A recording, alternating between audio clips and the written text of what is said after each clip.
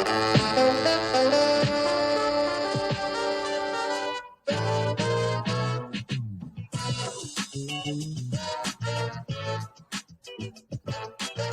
everybody, and welcome to The Vulnerable Entrepreneurs, coming at you from the great city of Worcester, Massachusetts. I'm Sean Reilly. And I'm Kham and Sean. And today, like always, we're having a no bullshit conversation about the entrepreneurial way of life. Hey, Sean, you and I talk about characteristics of entrepreneurs and leaders and just great people to have on your team all the time. And I think a conversation the other day came up with, I have a friend who does leadership training. And, the challenge that she faces, and she's hearing that they're noticing they have to train up their leaders because they're realizing with the economy being so tough now, it's shining a light on these weak leaders. Because when things are great, people are just riding the wave. But now it's like there's an obvious split between the good leaders and the bad leaders. So I just want to kind of talk about unpacking maybe certain characteristics that you think makes a leader good, which I think kind of overlaps with like entrepreneurship, right? Because you don't have to be an entrepreneur to be a leader. I think we had a different episode, right? You can be entrepreneurial, but not entrepreneur. Sure. Right, so let's unpack this. What do you think are some characteristics? Well, it's interesting you say that because I'm actually of the school that believes that being a leader and leadership is more about personality traits than it is about skill set. And one of the best examples of that is you could look at General Schwarzkopf, who was in the Army during the First Gulf War, and also General Patton during World War II. Now, if anything is more regimented, more structured, and is exactly the same, no matter who you are, it's the United States military, right? So why are some of these people great leaders when everybody's going through the exact same training, or to use your point, skill building? Well, that's because my belief anyways, it's a personality trait, right? So if we assume that that's right for a second, what are those? Like, what are the traits or the personality components that make somebody a great leader? I think one of them, and I always resort to this, is positivity. You have to be somewhat, and I would argue mostly positive as a person to be a great and effective leader, right? I mean, if you're not positive, you're going to negatively affect the team, the group, the whatever it is, right? Are you saying like someone overly optimistic, or like, let's say someone that's always says, we'll figure it out? Like, I mean, there's different types of positive levels, right? That's a great point. I think optimistic is that you always believe it's going to work out, right? Positivity means regardless of how it's going to work out, you're going to be positive about it, regardless of if the outcome is nowhere close to what you thought it was. So you can be optimistic and be positive. I'm not so sure you can be optimistic and not be positive, but optimistic is you're hopeful and you think for the most part that you are going to attain whatever outcome it is you're going to attain. Positivity means regardless of how it works out, or if it doesn't, you're still keeping your head high and you're not put into a negative light. That's what I think the difference is. Is that almost like grit? Yeah, I think so. I think you just got to care less about the environment and more about what you feel, which is why, I think that's vulnerable, but it's why it's more emotional and personality traded than I think it's a skill set that you can learn. It's very hard to learn letting things roll off your back. Like you just need to have that personality trait. Will you fail as a leader if you don't have that? No, I wouldn't say that, but I would say it helps you tremendously by not caring about what your environment is or does to you, just knowing that you have positivity and belief to overcome whatever obstacles the environment puts in front of you. Because your people, I mean, they're seeing you as a leader. They're looking at your mannerism, they're listening to your tone. Absolutely. Yeah. That energy will come out. They'll know if you don't come across positive and confident in that moment when you're talking or training and trying to navigate to right the ship for the company or the situation that's happening, it would be game over because Yeah. people can sniff that a mile Yeah. away. And the thing too is someday we'll get into a chat about energy, but you can't fake it. Like if you go into a room in front of all your people, they're going to tell before you say a word, how you feel, whether you're into it, not into it, whether you're negative, not negative, whether the subject matter is something you're passionate about or not. They can feel that. You create either energy or you create a void, and people can sense that. This is a whole other episode. There's probably a whole season, but there's a reason why dogs will go up to somebody and will not go up to other people. There's a reason, and it's not the dog. There's a reason why. You ever have somebody like hold a baby in front of you? You have a newborn or relatively a newborn. Mm-hmm. I'm sure that some people, she doesn't like to be held, but other people, she's okay. Well, she doesn't know English. She can't speak. It's all energy. It's a reaction to that energy that you're receiving. It's the same thing with walking into a room. Yes, some people can fake it, at least for a short amount of time. But in general, your team can tell just by the vibe you're throwing off. We use it as a phrase. Yep. Oh, that person throws off a bad vibe. Oh, I get bad vibes about going into that room. Well, that's energy. So I think I think leadership, it's easy to sell if it's a skill set, because I can't sell personality, but I can sell skill set. Oh, Kham, you have to sign up. You have to be a better communicator. I can teach you how to publicly speak, blah, blah, blah. That's great. If you don't have positivity and flexibility and a thick skin and belief in yourself, you're never going to be a leader, man. You're just never going to do it. And if you have to work really hard suffer. at it, and it's going to wear you down because you have to work extremely hard. It's not saying you can't be one. It's just some people, it comes more natural than others. Yeah, based on those traits. I totally agree with you. And I also think too, that you have to want to be a leader, right? You have to aspire to be one. And more importantly than that, the aspiration is being okay being one. You ever been on a sports team and you just the leader just kind of bubbles to the top?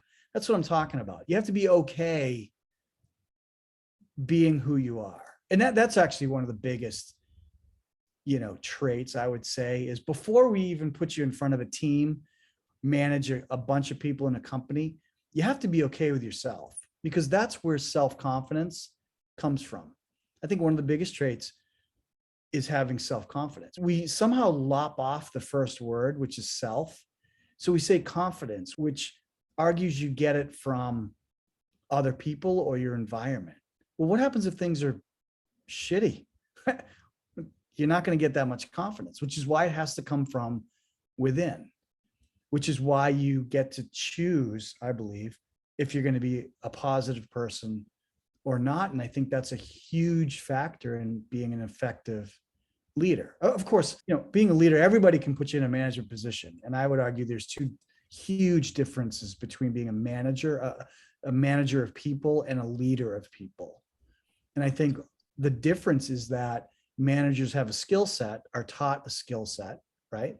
And leaders, I believe anyways, it's a personality. It's a personality. People just gravitate towards people. And a lot of times that person who's getting all that gravitation and ends up being a leader of a group of friends. It could be, organically happens in the workplace.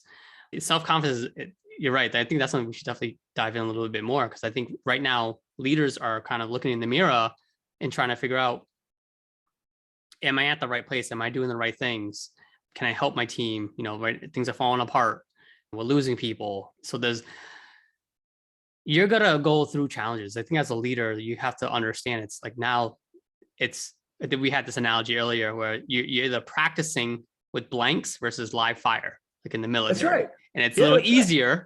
Like when the economy is great and everything, it's easy. Things are moving. But now when it gets real, you're like, okay, did I train for this? I think I did. You have to just commit. You make a decision and you commit and you go with it.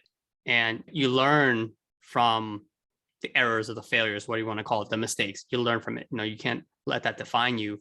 But the difference between one leader and another is one that keeps moving forward and keeps having confidence, saying like, I know I can lead this team, I can lead this people, versus those like have self-doubt. Yeah. The other thing too, which will sound almost contradictory, is that a leader has to be okay being alone. And I mean, at first, being alone, like going to a movie theater by yourself, you feel weird. Go into a restaurant and have dinner by yourself. And what that does is it builds your self-confidence a little bit. Oh, I can do this. Oh, it doesn't feel weird. Oh, and this is again goes back to, do you let your environment control you, or do you control your environment? And I think that one of the biggest things leaders can do is understand kind of where their weak point is and where their bending point is, and work towards getting through that. And one of them is having enough self-confidence to not only be in a group of people and lead, but be self-confident enough that you can literally be by yourself and be okay with that. Does that have anything to do with leadership? No, but it builds your self-confidence, which is critical to being a leader. When everybody there's not a whole lot of difference between sitting in a restaurant when you are the only one by yourself and pitching an idea in a conference room that nobody agrees with. It's the same thing. Your environment is essentially agnostic at best. Sterile probably is a better word. Nobody cares in a restaurant if you're by yourself, and nobody cares if you're pitching an idea that they hate, other than they hate it. So it's kind of the same thing. So you have to be able to have enough self-confidence that says, yeah, I'm going to get through dinner, just like I'm going to get through pitching this horrible idea, because I believe in myself that this is the right thing for your company, your team, your organization, whatever it is. Self-confidence is, and we've talked about this a little bit, is really a thread of being an effective and accomplished leader, is having self-confidence.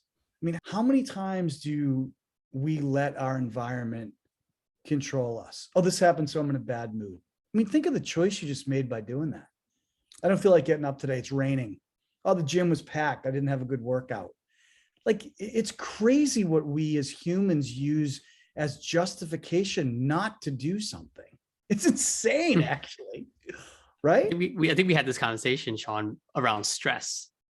Like you said, stress is man-made, because as a leader, there's a lot of stress, right? But then it's like, okay, you have all this stuff happening around you, but you can control how you take that. You control the focus. Yep. And now don't let that crumble you. If you know all this, however you want to, if you want to turn that into stress, or you turn it into refocusing and prioritizing. Yeah. Do you think that a lion gets stressed about eating every day? You think a bird gets stressed out about jumping off a branch and it's not going to be able to fly? No. Do you think they're frightened? They're not frightened either. Fear and stress are man-made, human-made. Like, there's no other animal on the planet that says, oh yeah, I'm not going to fly today. I don't feel good. Yeah, you got to fly. In order for you to go from point A to point B, you got to fly, man, if you're a bird. So you do it. A lion isn't going to sit there and say, oh my God, there's not enough food around here. I'm not going to eat today. What am I going to do? It goes out and it hunts. And if it doesn't find anything, it keeps hunting and keeps hunting. And it doesn't know failure. It knows hunger. And that's it. So it's fearless. You know, do we summarize that as, is fearless and courageous the same thing? I think we talked about courageous being a trait. It's blended. I think it's a hard distinction. I think that you can be courageous without being fearful. I think that just because you're afraid of something and you go and do it, yes, does that make you courageous? I guess so, depending on what it is. But you can be courageous and not be fearful. In other words, you could do something that maybe you don't want to do. It doesn't mean you're afraid of it, and still be courageous. And, you know, not to lump everybody in one big bucket, but I think anybody that starts a company is courageous, whether it's successful or not. It's not about, you know, we'll get to this too. It's not about you can have fear, right? I think that's a normal human trait. You can't avoid it. But courageous is taking that step forward when everyone else isn't, or making a decision when everyone else is hesitating. Yeah, I think the difference is having fear is not doing something. Being courageous is doing it, is actually going to do it. You're not courageous until you do something. You're fearful, which typically means you won't do something, typically, right? And once you go and do whatever that is, you have moved from being fearful to courageous. And again, I always go back to, how much do you let your environment control arguably who you are. It's a sad thing when somebody says they can't do something because of anything other than a choice that they make. And really what it comes down to is that when you are fearful or when you don't do something because of something in the environment, oh, this person, I'm not going to wear this sweater again because this person said I looked ugly, right? At the moment you do that, you have now created a convenience for you not to do something. You've taken something that you would have done and you've made it easy not to do that. And think about leadership. Oh, well, the market's changed, so we can't do this anymore. Well, no, you could do it. It's a choice, though. It's a choice. You know, you got to do, as they say in Boston, you got to do the hard, right? You got to do what's hard sometimes. And that's what is a big differentiator. You know, we were talking about this as we were ramping up for this amazing episode that we have, is that we're talking about a lot of this. We said this in season 1, that it's really personality traits that make you up. It's not really skill set. And it's where you manifest your confidence and a whole variety of other things, but it's not business related.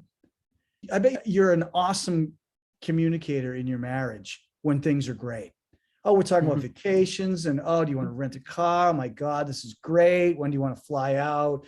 Should we get matching shirts? All that stuff. It's great. It's great when things are great, right? Being a leader is awesome. You must be listening in my life. Oh, our Matching returns shirts, yeah. good this year. We had made max revenue. We grew by this percentage. Oh my God, the company's doing awesome. I must be a great leader because I'm leading and this is all doing great. So this is all on me. You've just let your environment dictate how great of a leader you are. How about when things are shitty? When you can't stand the person you're laying next to? Well, that's when who you are as a leader comes out. You got to lead despite that.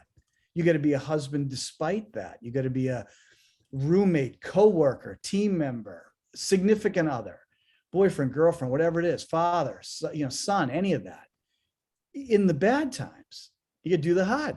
That to me is the truest measure of your personality, which is another way to say of how good of a leader.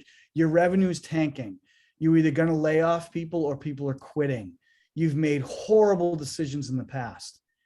Do you have what it takes to continue to lead? You know, your point about shooting blanks. Yeah, I can be an awesome leader. Wow, Sean's awesome. Look how he keeps his troops in line and everybody's marching the same way. And that's amazing. And, you know, they're shooting blanks. What happens when all of a sudden it's live fire, to your point? Oh my God, like how good of a leader are you then when it's hitting the fan? When almost any misstep you make is going to cost, in that case, horribly dearly. But same thing in business.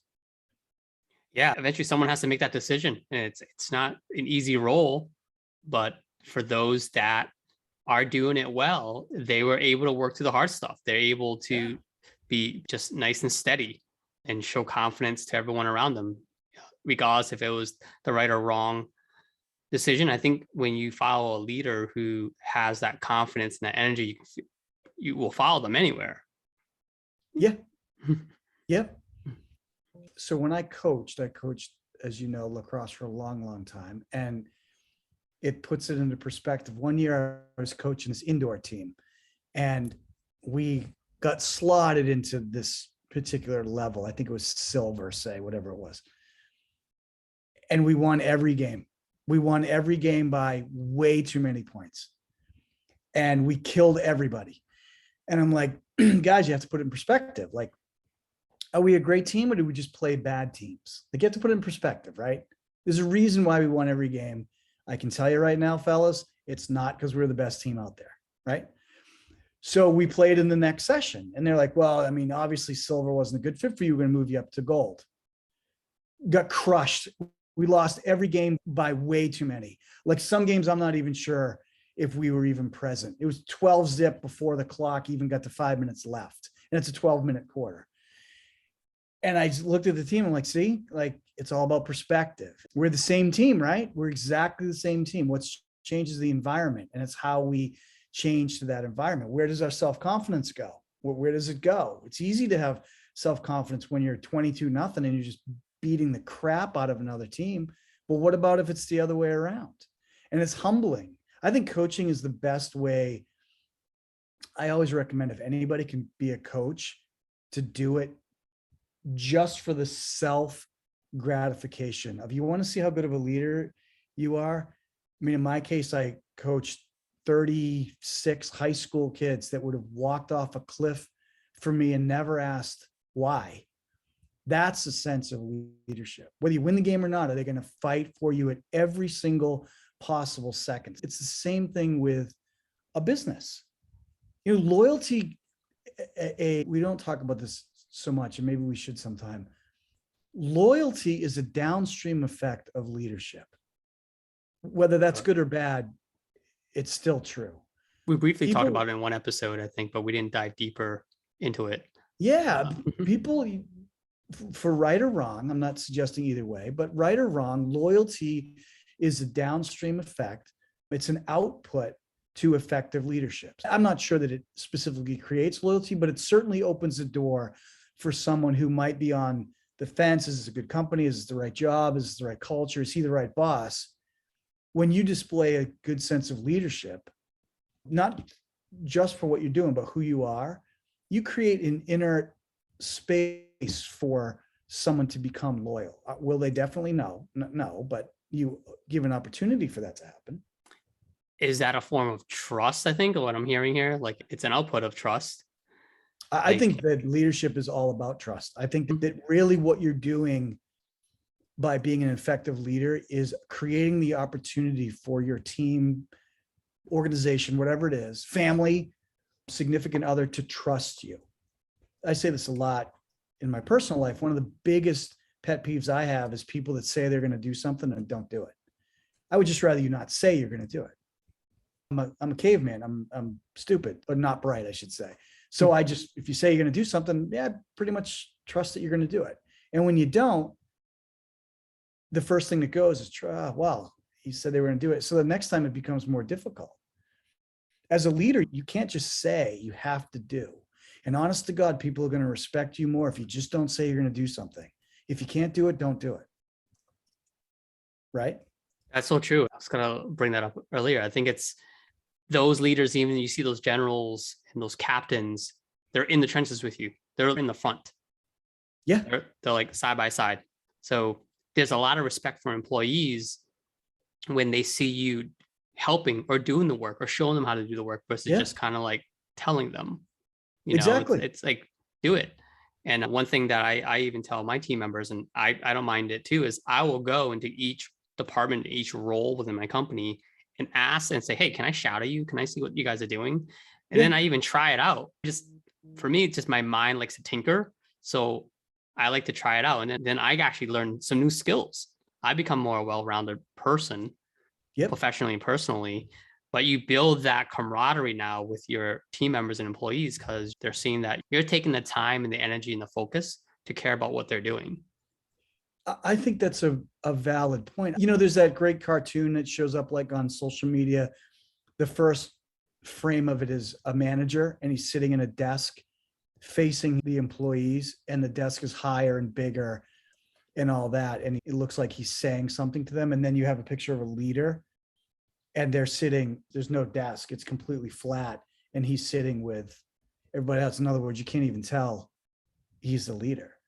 There's another one where the manager, everybody's pulling this, I don't know if it's a wagon or some really heavy thing, and everybody's in the front and the manager's in the back yelling at them. And then there's another frame where the leader is the first one pulling the rope of whatever it is they're pulling. So to your point, it's not just saying, it's about doing. And again, you have to have the self-confidence, to do that. And I don't think you should be a leader if you think that's what it is. It's like you're commanding or managing all these people. You're being a leader because you enjoy what the responsibility is of that role. Yeah, that's right. I think being a manager, I think there are great managers that are horrible leaders. And in our society, what is the first thing you do if you're a great manager, or the first thing the organization does? They elevate you to a position of higher authority, which is going to some degree demand higher leadership and strategy and vision. All three of those have nothing to do with being a great manager of people. You can't have a vision as a great manager that is, doing something that is truly effective, but has nothing to do with necessarily with the overall vision of the company. But that's what we do. He's such a good manager. Let's make him more of a manager, where more of his job role is now strategic. Well, nobody said he was strategic. Well, that's what we have to do to elevate that person. We see that often. Yeah, we see a lot of. I agree. I see it all the time. Like, All you're the not time. really. You probably shouldn't be a sales manager just because you are the top performing salesperson. Absolutely. Because what it does is it assumes that you operate in a vacuum, right? It assumes that you don't get any influence from your current manager or leader. So when you become that person, right, all of a sudden, where'd my support system go? Where are the things that I used to rely on to do my job that well? Well, you don't have them anymore. Now you're a leader. Well, you don't just become a leader. You already have that inside of you. It's not being a leader is not a job position. Being a manager is. And it's like anybody can become a parent. It's a science experiment, right? Anybody can become a parent. Being a good one is the hardest job anybody's ever had, of a man or a woman. Being a parent's easy. It's a science experiment. Being a manager's easy. You manage these people to something, I'm being general on purpose, but being a manager is a lot easier than being a leader, because you already have to have that inside of you to be a leader. Manager, you don't. Here you go. Make the widgets, and here are the 6 people that work for you. And if they don't make the widgets, you're failing, right or wrong. That's the barometer. Well, you can't apply that to being a dad or a husband. You have to have that inside you already. And days are never the same, especially we're seeing a lot of complex situations. People are leaving rapidly. And now you have understaff. You have people with a lot more emotional. They're handling a lot of like emotional stress, right? So like we're seeing the mental health arising. Yeah. So, we talked about flexibility, because being a good leader, you have to be very flexible. Now, you might be regimented. I think when things are great, right? You have this routine, you're regimented, you dot the I's, crosses and T's, but you also not only get to be detail oriented, but you also need to be flexible. Yeah. And right. Ebb and flow with what's happening, because you're not going to be flexible. You're going to break. That's exactly right. I think that being flexible, we need to be absorbative, right? We need to be a sponge. We need to bring in these inputs and not have them just bounce off of us without having control over that. We need to absorb it and think about it, and then act or react based on what that is. You can't just be a rigid person, particularly in bad times, where no, this is the way it's done. We got to do it this way. Well, that's not a leader. It's probably a bad manager, but it's not a leader. You have to be flexible. Kham, to your point, you have to be okay with being flexible with stuff you don't even know it's coming. Like, who would have predicted a pandemic? Who would have predicted the workforce acting the way it has, however you feel about that, good or bad, because of the pandemic?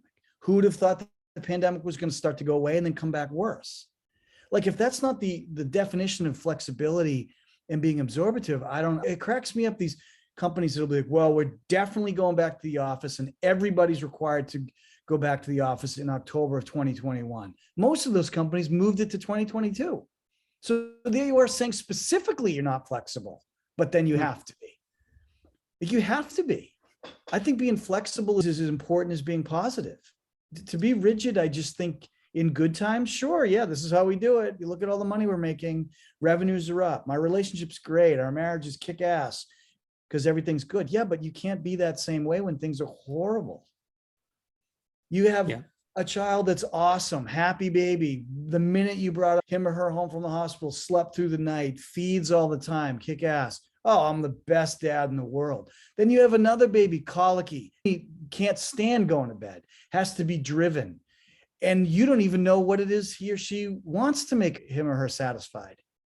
Well, being rigid and say, well, it worked for my first, why doesn't it work for, that doesn't cut it, man. It doesn't cut it. You got to be absorbative and flexible, and you don't even have any idea what's coming. None. I think this is a good segue to potentially the last trait here, is like being a really good listener. Yeah. And really absorbing and comprehending and understanding and being sympathetic and empathetic, like all of that, that emotional intelligence that we're hearing a lot about. So just really being a good listener and then trying to see what you can do differently and then there's a lot of different types of variables too. So it's tough when you have so many different personalities, so many challenges, like one strategy is not going to work. There's got to be multiple, and that's okay. Right. Because you have to be listening and you have to be attending and caring for each of these different groups or individuals. Because eventually this whole team, this whole machine has to be running smoothly. Well, and you know what? I think that you've touched on something. What does it mean to be a good listener when exactly what you just said happens all the time? Like, you communicate differently with me than you do with your team, not because I'm different, because we're all different. And listening to one person is very different than listening to another. And one of the things that I was taught in one of the professional development programs I did was oftentimes we listen to react. Okay, I'm going to listen to what Kham says. And as soon as he's done, I've absorbed it really quick. I think I understand it, which is very different than actually understanding it. So I'm just going to rip off and, okay, yeah, Kham, well, I think this and I think that, and, blah, blah, blah. So I'm listening just to react. I'm just essentially waiting for you to stop talking so that I can start, right? That's essentially what it is. So we don't want to listen to respond. We want to listen to understand. I don't have a preset opinion yet of what you're saying. I'm going to listen to everything you say. Then I'm going to send it back to you to make sure that not only I heard what you said from a functional perspective, I understand what you're saying. Then I'm going to react or respond. I'm going to give you what my response is. And typically it's my opinion. Was it Gandhi that said the person that is doing all the talking is only listening to themselves, and the person that's doing the listening is listening to the other people, or something like that. But my point is, listening is not just not talking. Listening is actually absorbing and trying to understand and then sending it back to you. Kham, so what I understand you're saying is XYZ. Is that right? And, we did an episode, you and I, about the laziness that's created where I'll just send Kham a text. You have no idea what I mean. You read the words, but you don't have any idea. Oh, you sound pissed off today. No, literally just getting on a subway, and you lose all that.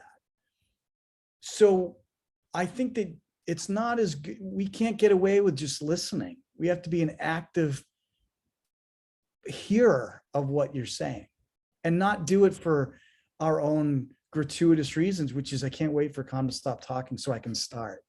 That's not how it goes, man. In my younger years of attending meetings and even like sales calls, where there are certain people in the room that are completely quiet, like, and they're leaders, right? And I'm like, why is this person not saying anything? They not care. They just weren't engaging. But actually, to your point, they're listening to really understand. They're taking it in, and it's okay not to respond at that moment. You rather respond when you have all the information, so that you can respond with good intent, hopefully the best you can objectively, right? Not subjectively, but objectively. Right. And I used to wonder why, like, someone would go to a meeting, and even like, if we go to a meeting, there's 4 decision makers, but one of them just doesn't talk the whole time. And it could be a little chilling, but it's a choice because they're probably one of the most influential people in that group, because they got to go back, debrief with their other stakeholders, because they're the ones that actually absorb probably the most information, because they didn't say anything. They listened the whole time. They probably took really good either written notes or mental notes. So keep an eye on that. When you're out there going to meetings, that quiet person in the room might be the most influential. It probably potentially could be one of the best leaders. Well, what's that quote? Like, you never be afraid of the loudest person in the room, but always be afraid of the one that's silent. Those are the ones you got to worry about. And it's true. I think that what we've talked about today is being absorbative and being flexible in all of those things, and being self-confident. And all of those things also play into being a good communicator, which arguably gives you the potential to be a good leader. You have to listen. To be a great leader, you have to listen more than talking. You might get a great idea that you never would have gotten if you weren't listening. Right. And it's a work in progress because, of course, like, Sean, you and I talk about all this stuff. In theory, a lot of stuff is not theory, like there's scientific proof, but it's hard. Like I still have to work on it. Yeah. I know what I need to do, just like working out or dieting. You know what you need to do, but sometimes you veer off. You have a treat or you take a day off. It's tough as leaders because people rely on you and you can't take a day off, right? But even my personal life, when you said I listen to respond, I did that for quite some time when I was early years of marriage, and my wife was like, "Kham, you're not listening." I'm like, "Yeah, like I'm regurgitating what you're saying." She's like, "No, but you're not understanding. You might be hearing it, but you're not understanding. Yes, you are regurgitating, but you really aren't comprehending what I'm meaning or feeling." So like that was something I've been improving on. I'm not perfect. Probably like a lot of other males out there, I'm not perfect. We're cavemen. We're cavemen. That's true. But I've gotten feedback from my wife and even my team members. I've improved a lot on that side of listening. I guess I'm just so anxious to solve the problem, to fix the problem. Sometimes you just need to really, really listen. Yes. Well, I think that is an episode that we will focus on because we put a lot of pressure on ourselves as humans to always change who we are and get better, but yet we never understand to some degree who we started as. Men are physiologically wired to want to help, fix, save, protect, all of that stuff.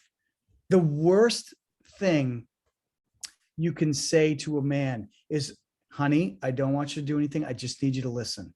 What? No, I got to go beat that person over the head with a club. I got to go make fire. I got to go kill to get food. What do you mean? Just listen. I don't even know what that means. What do you mean you don't want me to fix it? No, I have to go fix it. I have to go do something. No, I just want you to listen. Now, sorry. I mean, I'll sit here and listen to you, but then I'm going to go do something. We're animals, but humans are animals, and men are wired to go protect, and we're to make safe and to fix something that's broken. We can't do anything about it. I just need you to listen. Oh, yes, I can. I'm going to go blow this up. I'm going to go send a nasty email to this person. I'm going to go get in their face. It's like, that's not even what they asked us to do. Right. I'm already like the kids need something. I'm already like trying to buy stuff on Amazon. My wife's like, hold on. Before you like go off and like start buying things, like, let's just think this through. Through. Exactly. So I think we should dedicate an episode. Yeah, I think so. That, and along the same lines, I think our next episode, we should talk about choice. We spend a lot of time hiding behind, I should have done that, or I could have done that. You either want to do it or you don't. And there's no in between. You either do it or you don't do it. I get a lot of pushback from some of these mentoring groups because everything is a choice, including your positivity. And everything in our life truly is a choice. We just like to not think so. I mean, look at it this way. Gray, the color gray was invented by humans. We mixed black, and here it comes, and white. We took something that has two starkly different colors and we mixed them up. Oh, well, Sean, it's not all black and white. It absolutely is. It's black or white. Gray is what we create, so we don't have to do something. Everything we have is a choice. And that's an episode in and of itself, my friend. Absolutely. All right, I put that down in my notes here. Well, thank you for those who listened all the way through. Until next time, my man, Sean, always a pleasure. Always a pleasure, my man. Reach out if you guys have any questions and other ideas for us to chat about. All right, cheers. Cheers. Find us on Facebook and LinkedIn at The Vulnerable Entrepreneurs, Twitter and Instagram at the VE Podcast, the VE Vulnerable Entrepreneur Podcast. And join the conversation by visiting us on our website, thevepodcast.com, and email us at hello@thevepodcast.com. Thanks, everybody, for joining us today. That wraps it up. We understand that every minute of your day is valuable, and we appreciate you spending time with us today.